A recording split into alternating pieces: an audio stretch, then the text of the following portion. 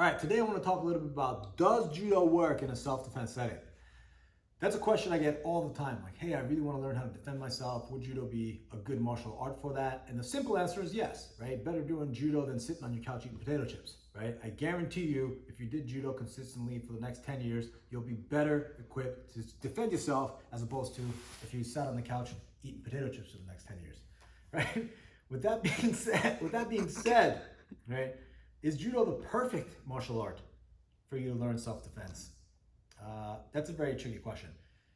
I counter that question with the question to you: who are you defending yourself against? Sorry, keep it rolling. Who are you defending yourself against? Are you defending yourself against another grappler, somebody who's striking? And a lot of the times to that question, I get people that says, I want to defend myself against someone bigger than me, right? But bigger doesn't necessarily mean better, right? Why were you rambling about potato chips? I don't know. What the hell?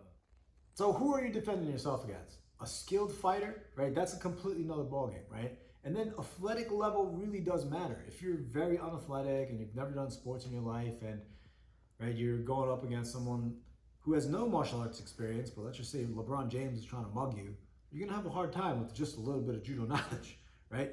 So athletic ability, aptitude, coordination, all these things does come into play. Now, let's look at some of the things that judo can potentially help. If you can close the distance and put your hands on somebody, then that's a great situation.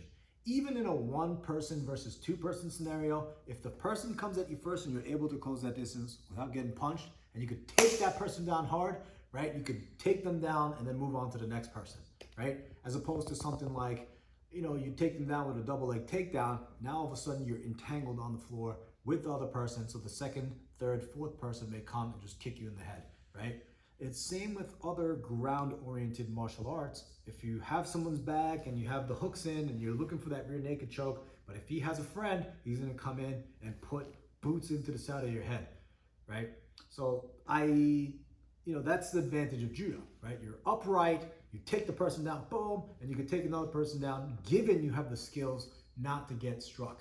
Now, if you're training judo for many years, you develop hand-eye coordination, so you're probably better off with keeping your hands up and moving and avoiding hands coming at you because you're sort of developing the skill indirectly, right? You may not be developing ducking the punches and then the jabs and keeping your hand up and parrying the movements, but you're indirectly learning the skill through gripping, through hand position, through facing off at someone in a face-to-face confrontational situation. So you may have an advantage there. I think if you have defensive boxing skills in conjunction with high-level judo, it's sort of the best way to defend yourself against the average sort of street brawler type that you may have to defend yourself against, right? So that's my 2 cents on that. Now, when you're learning judo as well, you put yourself in a scenario, this is another indirect situation where you may benefit from judo, is that you are training to be in this highly stressful, full throttle environment where someone is trying to impose their will against you, right? You're saying, I don't want to get taken down, and they're putting their hands on you, then you're cranking on your head, and they're moving, there's a flurry of action. Getting used to that sort of scenario where someone has their hands on you with the intent of doing something against your will, that I think is one of the biggest advantages of judo, because you could train being in that setting day in and day out, day in and day out. I know people that say to me, oh, I boxed for many years, or oh, I have boxing experience. It's like, okay, you could go to Mendez Boxing down on 20-something Street and be boxing for years and never spar.